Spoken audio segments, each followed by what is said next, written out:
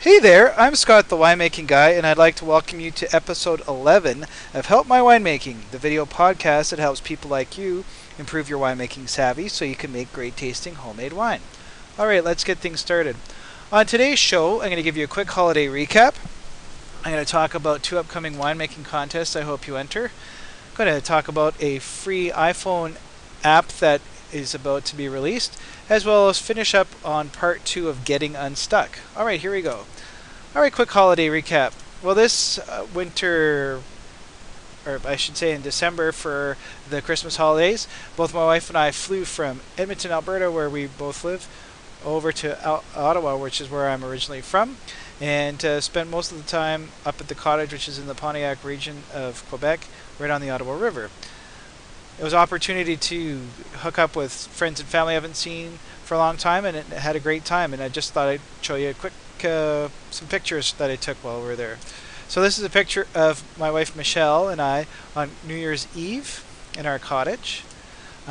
Here I am on the deck cleaning off the snow using this electric snow shovel, which is a miniature version of a snowblower. So for my friends in Australia and New Zealand, as well as the UK or even southern the United States who might not see snow, we had Boxing Day we had freezing rain, and throughout the rest of the holidays had quite a bit of snow. Here's a view from the beach, so obviously no one's swimming, but it looked pretty cool. You can see some snowdrifts here. This is a picture on a different day where it was much colder, but you can see the color of my face was quite red because we had lots of it was cold and lots of snow was blowing into my face, but I thought I'd take a picture. I'm trying to grin here, but it was a little difficult due to the temperature. Anyways, and this is the last day picture of myself with my wife Michelle and my mom. So look forward to going back, but I do hope that you guys had a great holiday season as well. So 2 upcoming winemaking contests I hope you enter. Now you would have seen details of this if you checked your email this past week, but I thought I'd talk about it again. So first contest is Resolution Keepers, and it's basically if you resolved at New Year's to make more wine, this is for you, because the purpose is to help keep you on track. So the time frame is 2 months from the start date, which should be later this month, to get things rolling. And the 2 months was pretty much chosen so that you had time to get things started and you'd get hopefully to the aging part of the process. And then of course you're not going to be tasting your wine, and a year or so later you'd be able to update us on how that tasted. So why you should enter: you'll get to submit photos and stories of you making wine, and you'll be featured on my upcoming blog articles and podcasts. And as well as there's an opportunity to meet other winemakers who've entered with similar interests from around the world, because I'm looking at potentially linking entrants up if they want to help coach each other along. So it should be fun, and I look forward to seeing how it turns out. Second contest, top winemaking area. In short, I've got people from around the world who are emailing me pictures about their winemaking areas, showing it off, and it's great because I get new ideas, and I want to share that. So time frame is 2 weeks from the start date. Again, it should be later this month to submit your entry, and your entries will be you submit your photos and descriptions and stories of where you make your wine. And again, you'll be featured on my blog and future podcasts. And it's really an opportunity to see how others around the world set up their winemaking area. So you can think about how you might want to set up your winemaking area if you're new, or at least improve your area. And I know some people have been able to do it on a good budget, which is good in these economic times. So of course, entries will be judged by you, the viewer, and winner will be based on the number of votes that the entrants get. Prizes, at this point, it's going to be just for fun, so I don't anticipate anything huge going on, but the feedback I've been getting is that that's fine, because that's really, people just want to enter for the fun of it. Now, again, I hope to do these in the next few weeks, so if you have any feedback, please get it to me right away. You can email me tips@helpmywinemaking.com. Again, that's tips@helpmywinemaking.com, or just respond to any email that you get from me. Alrighty? Okay, so a new iPhone app. I put together an iPhone application for all my iPhone friends that is in the process of being set up to iTunes, so it should be coming soon. It's not available yet, but I'll let you know when it does become available.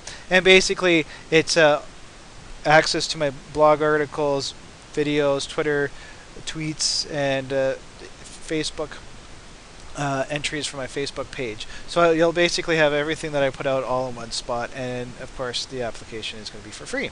So hope you download that if you own an iPhone or even an iPod Touch. Okay, let's finish off with getting unstuck part 2. So main causes of stuck fermentation. If you remember from episode 10, we talked about having too much sugar, not using the correct yeast, or not having enough yeast nutrient. So let's cover the other 3 reasons, which include the yeast died due to the temperature of your wine must, you added too much metabisulfite, or there's too much microbes, including bacteria, in your wine must. So, okay, so yeast died due to temperature. Well, basically it means your wine must was either too hot or too cold. So the solution is easy. Just monitor your temperature of your wine must with a floating thermometer, and you can get them cheaply at any winemaking supply store. You want to keep your wine must between 65 and 80 degrees Fahrenheit, which is 18 to 27 degrees Celsius. You also really want to consider where you're making your wine. For example, we make our wine in our basement, where it tends to be a little bit cooler. So when we make wine during the winter, we'll often use a brew belt, which is basically a rubberized belt that I slip over the primary container, and it's got a electrical filament going through it, which I plug in, and it keeps it at a consistent temperature. I've also heard other people who make their wine and keep it in the furnace room, where it's a somewhat consistent temperature, or others, if it's in a hot climate, that's something you want to consider as well. Maybe make your wine in the basement if you have a basement and it's cooler. So something to think about. Too much sulfur dioxide, so you basically use too much metabisulfite.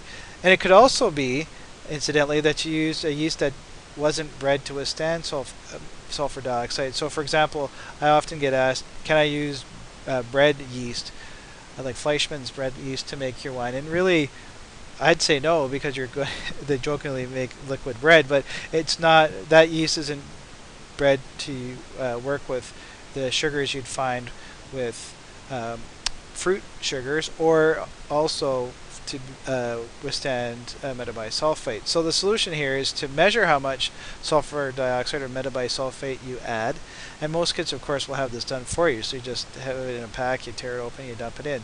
But if you're going to make wine from scratch, some guidelines include to use 30 to 50 milligrams per liter, as it's usually enough.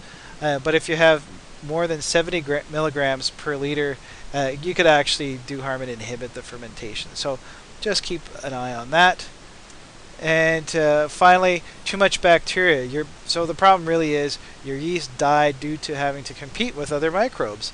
So the solution here includes use mold-free fruit, of course. Keep fruit flies away. Now, interesting thing about fruit flies, and we can talk about that in a future podcast, but basically fruit flies are actually attracted to the fruit. They are attracted to yeast, and they're dirty little creatures, and they've got all these batty bacteria and stuff on their legs and stuff. So if they were actually to come in contact with your wine must, that bacteria could get into your wine must, and in fact it's what turns things into vinegar.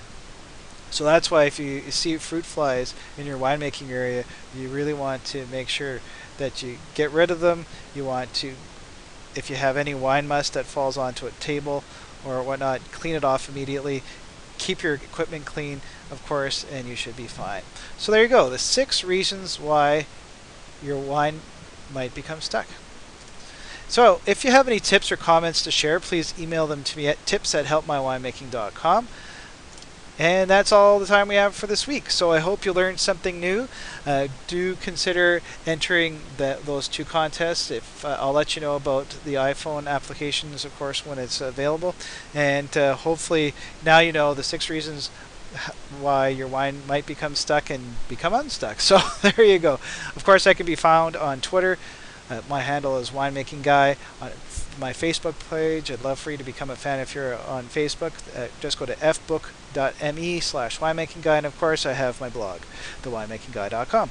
Join me next week where we will be talking about whether or not wine kits have expiration dates. Have a great week. Bye for now.